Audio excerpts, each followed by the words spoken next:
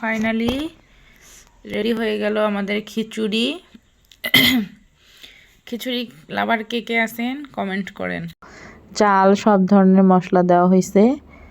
এখন এটাকে আসলে মাখাবো।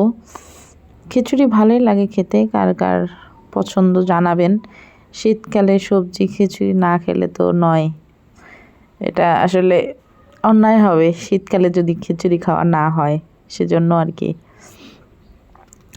সেজন্য এখানে সব রেডি করে নিয়ে একবারে মাখায় বসাই দিব, কারণ ওই বারবার প্যারা ভাল লাগে না, এটা ভাজো সেটা ভাজো, অত ভাই সময় নাই। খুবই সিম্পল আকারে সবজি চাল মাখাইয়া বসাই দিতে হবে, তারপরে যেভাবে হোক হয়ে যাবে, অসুবিধা নাই। যে এখন মাখাবো খিচুড়িটাকে। একজন আমাকে হেল্প করতেছে, যদিও আমার এক বড় ভাই।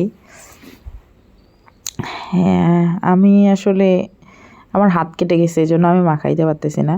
আমার বাসায় গেস্টও আসছে, কারণ আমার পক্ষে একাই আসলে এতগুলো খাওয়া সম্ভবও না। সেজন্য উনি আমাকে একটু হেল্প করতেছে। এই যে উনি মাখাই দিচ্ছিল। এই তো মাখানো প্রায় শেষ, দেখাচ্ছিল আর কি।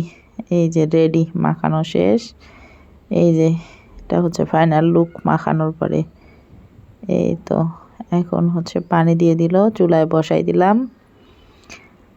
এখন এটা হচ্ছে সিদ্ধ হচ্ছে। এই যে সিদ্ধ হচ্ছিল, সিদ্ধ হচ্ছে আর কি।